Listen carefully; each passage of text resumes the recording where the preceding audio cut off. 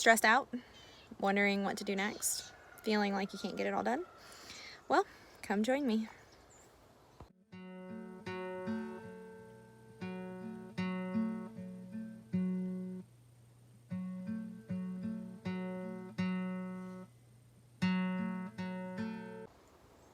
Hi, it's Amanda from Learning to Live Well, and today we're going to talk about something called overwhelm.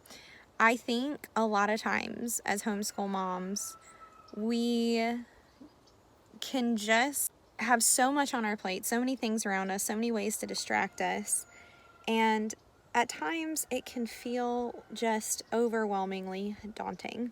So a little bit of background story for the week. I was trying to get this video up on, I started filming a little bit earlier in the week, and last night I had a severe headache. My husband was sick all day Saturday, and I started not feeling good Saturday night. And so we have been doing the things, garlic, oregano oil, all of those, elderberry syrup, whatever we can do to just kind of pump our immune system, praying, asking God for healing, and just going through it. I feel a ton better today, but I started to get a little bit of a headache this morning. And so I was just going to give myself a break and do things little by little. So what do you do? I mean, for us, we are doing the best that we can to build up the farm. We are doing the best that we can to homeschool, make things more from scratch. We're implementing a ton of new things because we're trying to change everything. I mean, we've always been very healthy. We've always been pretty health conscious, but we're trying to do it as natural and as frugal and as minimal as possible.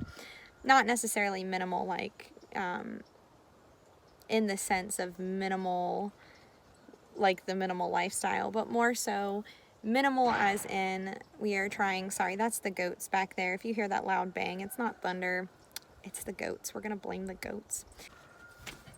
Because life on a farm never really stops. You know, here come the German Shepherds. We're going to have the German Shepherd parade in just a second. They like to come out when anyone's outside. It is amazing how you can get so overwhelmed by the chores. So it is February now, and for those who grow gardens, this is when we start putting the pedal to the metal. We start really putting all of our, here on where we live in zone 8, we start putting our pedal to the metal, start planting out our tomatillos, our peppers, our eggplants. We start making sure everything's done in the garden. Beds are prepped. Our early spring crops start going out. And that's what we've been doing. And so at times, it almost feels like your to-do list is longer than the hours in your day. Like, have you ever experienced that? And so that's what we're going to talk about. How do you stop the overwhelm from flooding in to be the best homeschool mama you can be, at the same time the best homemaker, and really manage that overwhelm and that stress? Okay, so number 1, grace. Give yourself grace. It is funny how so many people can give grace to other people. Like, we can give other people the benefit of the doubt, like, oh, well, maybe they just didn't have time, they were sick, they had a lot going on. We can do that for other people, but a lot of times as moms, we cannot do this for ourselves. Like, we have this idea of the standard that we're supposed to, and very much we should have a standard to which we hold ourselves to. But the problem is that when we fall and we have a day we're not feeling good and we get behind, sometimes we get into a hole that's super hard to get out of.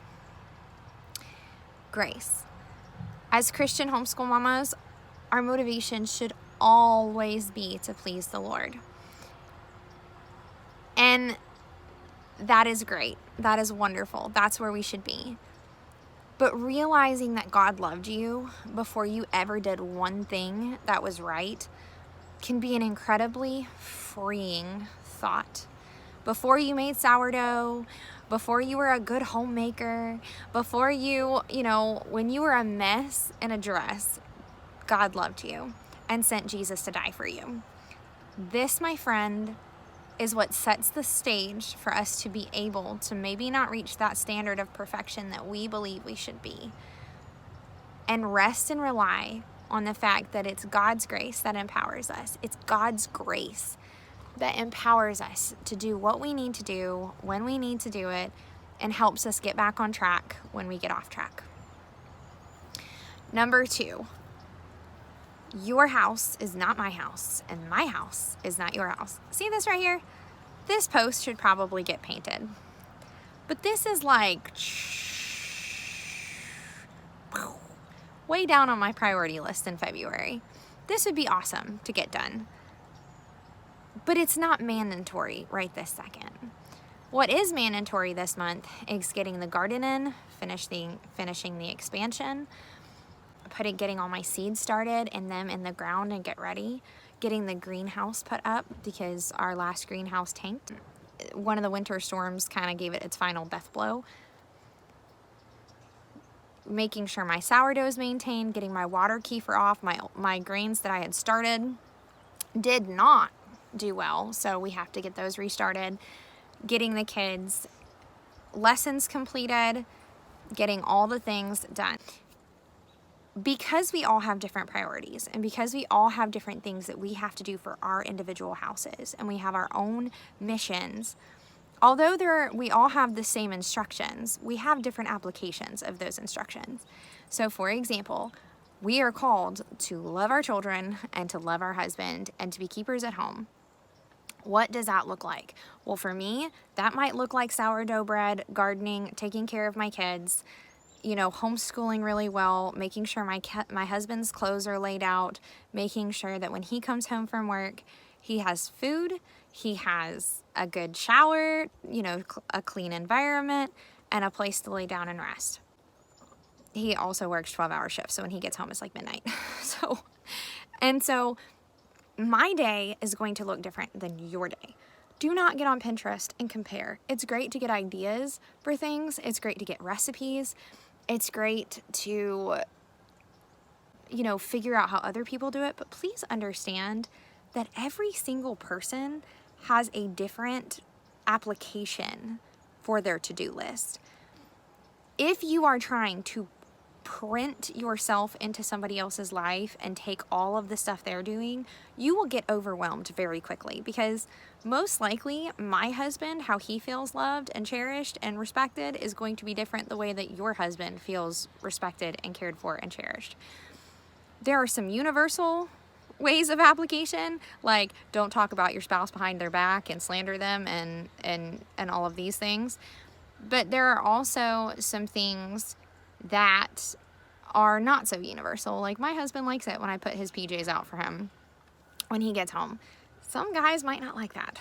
So realize that there's different applications, and don't put somebody else's burdens on top of your life, what they feel like they need to do, and then you just put it into your life, because it will overwhelm you and you will just shut down. You don't have to do all the things that everybody else does. It's okay. Number 3, most recommended things. Sorry, the dog saw a cat. The dog saw a cat walking down the driveway, so now the dog is barking at said cat. The best thing I have ever done is write a list or go to the Lord while I'm doing my devotion in the morning and asking the Lord simply, God, what do you have for me today? What's my marching orders for today? And really just sitting there, giving myself a moment to breathe, to think, what can I get in? What do I need to wait for? Everything. And then just being prayerful over my list. Okay, go back. One of the things that I have found that if I go to the Lord first thing in the morning while I'm doing my devotional, and I talk to the Lord about what I really need to get done, and I pray about it, and I really brainstorm and just ask the Lord what needs to be done for the day, I can go off a very shorter list and get it done. If we're trying to cram everything that you've got going on into one day, you are going to stress yourself out. So far, we have, Lord, grace. We have, don't copy and paste. Pray about your list. And number 4 is just get started. If you know that you have 5 minutes in your day and you have a 5-minute task on that list, don't overthink it, just start. The other week, I so badly did not want to clean out the mini fridge. Okay, so my mini fridge is like my vegetable storage fridge. It's, oh Lord, how do I explain it? It gets crammed. It gets crammed. It's my fermenting fridge. It's got a lot of the stuff that we keep, and then it's got some of the things like sodas and stuff like that. It was a mess, teetotal mess. I'm gonna be honest, I did not want to do this task. And I had put on a video by This Mama's Faith, and she was talking about Christian homemaking, and putting on that video and just getting it done and listening to scripture, washing myself with the, like having the word wash me while I'm sitting here doing this task was just priceless. Okay, so sometimes, Mama, if you don't feel like doing it and you know that, okay, well, yes, I can get this fridge clean, but it does not mean that everything else is going to be clean. That's true. That's true. Absolutely, it's true. One thing off your checklist does not mean your whole checklist is solved. One thing checked off your checklist is better than no things checked off your checklist. And I'm going to say, even up till now, having that mini fridge cleaned has been such a blessing to me, going in there and it being a very beautiful spot in the house that it's just completely been cleaned and organized, and I know what I have, and everything is good. It gave me a good reset for the vegetable garden of what I need to pull in, what I need to process, and it just got me moving. Okay, so number 5 is don't overthink it. Kind of like the just get moving, don't overthink it. If you are one of those people who gets distracted super, super easily, like ADD housewives, if a list does not work for you and you know that you're going to need a few things to get done, block a section of time. Just take a section of time. Take 30 minutes out of your day, not during the middle of your homeschool, because if you do this, you will get distracted and you will not get it accomplished. Give yourself 30-minute power, or 30-minute, half an hour power hour, or an hour power hour if you need, to just get the things that irk you the most completed. I know for me, sometimes during overwhelm, if my environment gets cluttered, it does not help my overwhelm. It does not. And what normally gets me up and going is just tackling things that are bothering me. Maybe it's just sorting the socks, or getting the clothes folded and put into drawers and into piles. Or maybe it's getting the dishes done, cleaning the sink. Maybe it's just getting all the floors swept. Maybe it's just, getting the garden planted. I don't try, even with the garden, I don't try to necessarily plant out all the beds in one day. Some people might try to do that. But with my schedule and me homeschooling my kids for most of the day, or for a good, I can't say most of the day, for a good chunk of the day, right? And then doing, homework and getting food on, and we like to make food that's healthy, so obviously this takes longer. One of the things, and if I haven't had a chance to meal prep like normal, or like I would like to more often, one of the things that really helps me to focus is just giving myself some time. Give yourself time. If that is, hey, schedule a deep clean with a friend. I have a good friend that we can literally, on deep clean days, sometimes we will get on the phone and talk for 8 hours straight. We have done this before and just cleaned. Everyone knew that it was my deep clean day, and that's what I was going to do with my friend, and that's what we did. We got on the full, and we encouraged one another as we sat here and went through our day. She had scheduled it with her family, I scheduled it with mine, and that deep clean did so good for both me and the kids. It was not funny, and she kept me motivated. That way we kind of, instead of talking yourself out of like, hey, I'll get it later, we would just talk out loud and be like, no, you just need to get it now. Get it now. You'll feel better. Get it now. Okay, so number 6 is help yourself out, plan ahead. So for me, I do not meal plan in the traditional sense of Monday we are going to have this, this, and this. It doesn't really work for me. It never really has. I've never gotten to the place where like, okay, I think I tried it like once or twice when we lived in Hawaii, and it never really stuck.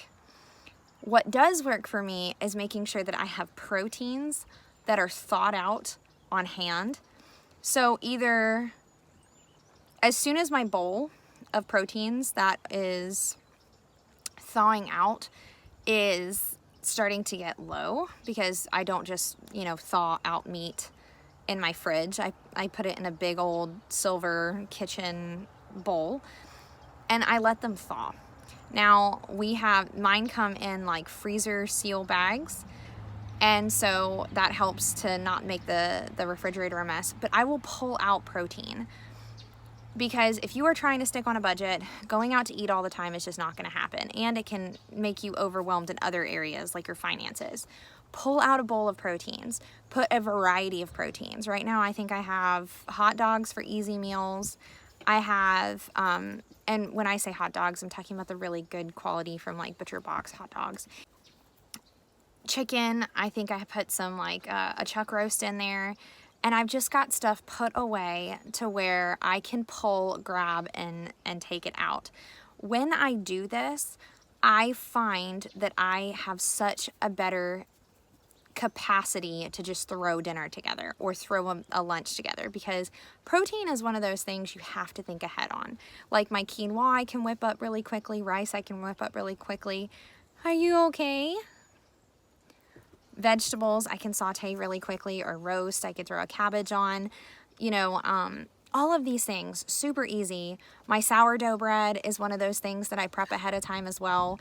And I've started doing what Farmhouse on Boone kind of taught me how to do, which was I'm actually making bulk sourdoughs, and I'll split them up into like 4 loaves and keep them in my refrigerator or until we need them. And then in that week, we'll cook them up. I still have 2 sourdoughs waiting. I'm going to prep 2 more sourdoughs, Lord willing, tonight, so that when those 2 are gone, I have 2 backup ones coming out. And for my family, that works. That works so well because we have fresh bread coming out on demand. I don't have to take the prep work that day, and I can pull one of the proteins out, and then I can mix it with some kind of vegetable. We can do broccoli, we can do potatoes, we can do, you know, some chopped up carrots, we can throw on a meatloaf, all of these things, but it's very quick, very easy, and all the hard de-thawing work, and well, it's not really hard, it's just thinking ahead. All of that's already done. With my sourdough, again, prep it at night, put it away, and if we don't get to it that day, we can keep it in the refrigerator until we need it. And I will tell you, being like 10-15 minutes away from fresh English muffins or fresh sourdough bread from just a bake away, and all I have to do is shove it in the oven and get it baking, it has been super easy to do meals. And it has saved us a lot of time, and a lot of the time when kids are hungry, I'm not throwing snack foods in their mouth. I can give them a good, hearty, wonderful, organic, non-GMO meal. And so that is what our family strives for. No judgment if you do things differently in yours, but it has helped my overwhelm go way down because I'm not trying to do it all in that moment. I've got insurance. We'll call it food insurance. Quick, easy meals to put on.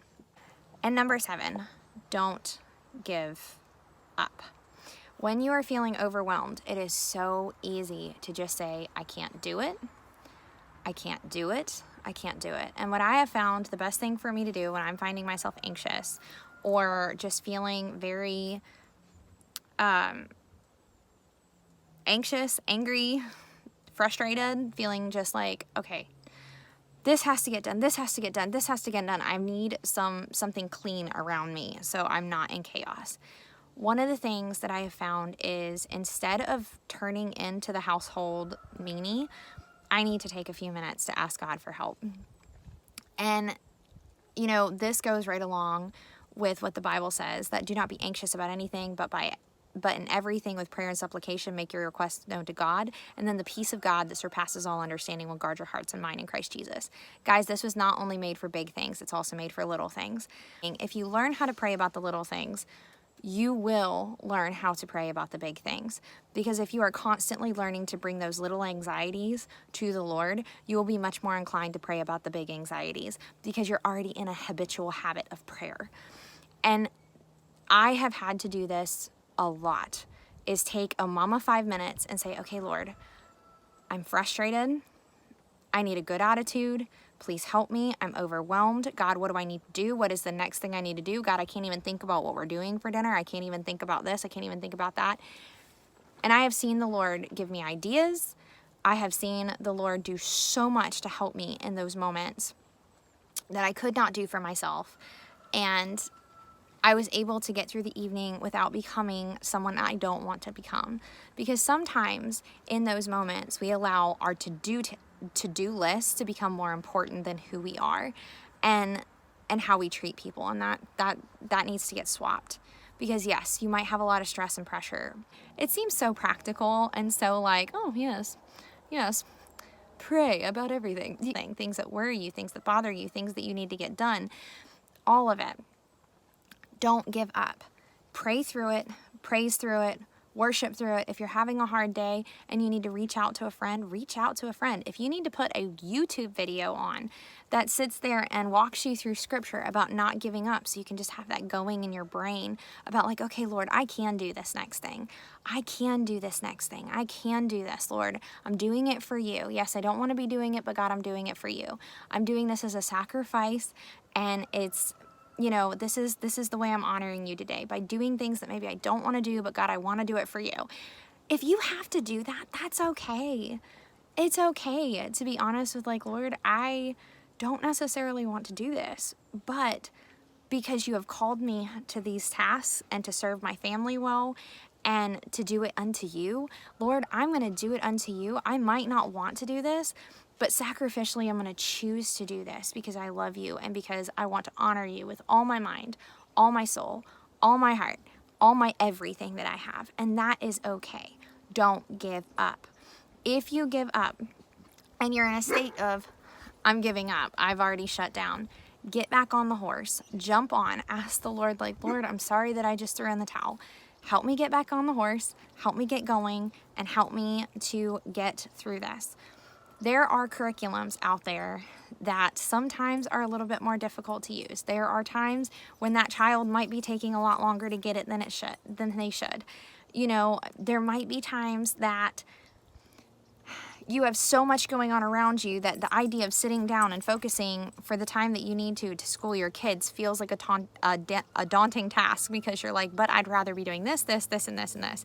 Or you might have taken too long on homeschool and not getting this on that you wanted to. And all of those things, take a moment, breathe, pray, go back to your list, look at what you've got to do, get the next thing done, and continue to praise.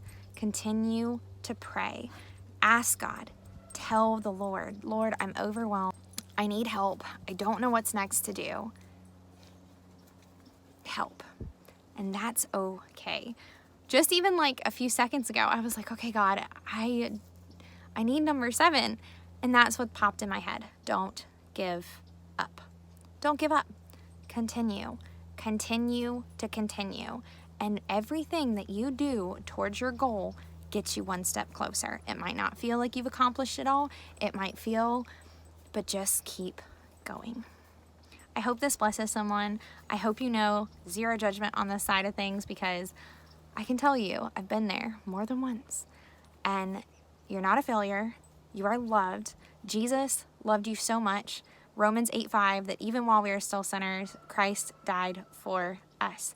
It's not our perfection. God the Father loved us so much before we ever did one thing right. You will be okay. You're not a failure. If you're learning, if you're striving, if your heart is to please God, you're not a failure. You are a work in progress, and you will get there. I love you, Mama. I hope you have a wonderful week. God bless you. And homeschool, baby. No, I'm just kidding. And I hope you have a great week. Bye.